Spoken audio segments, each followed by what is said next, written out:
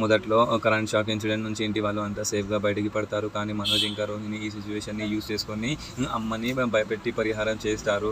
Rituals చేయలేకపోతే లైఫ్కి danger అని మనోజ్ ఫుల్ ఎమోషనల్ మ్యానిపులేషన్ చేస్తూ ఉంటాడు. అమ్మ ఫైనల్గా రిచువల్స్కి గ్రీన్ సిగ్నల్ ఇచ్చేస్తుంది. మీనా లైఫ్లో ఒక మేజర్ టర్న్ పాయింట్ వచ్చింది. తన టాలెంట్ చూసి ఒక స్టేజ్ డెకరేషన్ కాంట్రాక్ట్ ఆర్డర్ వస్తుంది.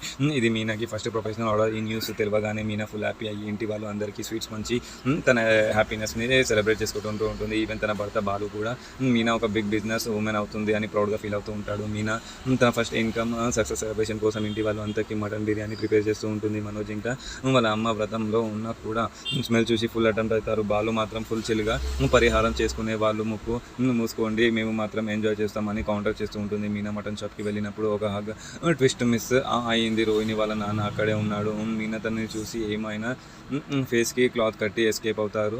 రోహిణి వాళ్ళ నాన్న యాక్చువల్గా మటన్ షాప్ వర్కర్ అని మీనాకి తెలిసి రోహిణి ఐడెంటిటీ ఎక్స్పోజ్ అయ్యి ఛాన్స్ ఉంది. రోహిణి వాళ్ళ నాన్నని కలిసి మీనాకి కనపడకుండా జాగ్రత్తగా ఉండు, లేకపోతే నా స్టోరీ ఎండ్ అయిపోతుంది అని వార్నింగ్ ఇస్తూ ఉంటుంది. రోహిణి వాళ్ళ నాన్నకి నిజం చెప్పడం ఇష్టం లేకపోయినా కూతురి కోసం ఈ అబద్ధాన్ని కంటిన్యూ చేస్తున్నాడు అని చెప్తూ ఉంటుంది. మన నెక్స్ట్ ఎపిసోడ్ ఏం జరుగుతుందో అనేది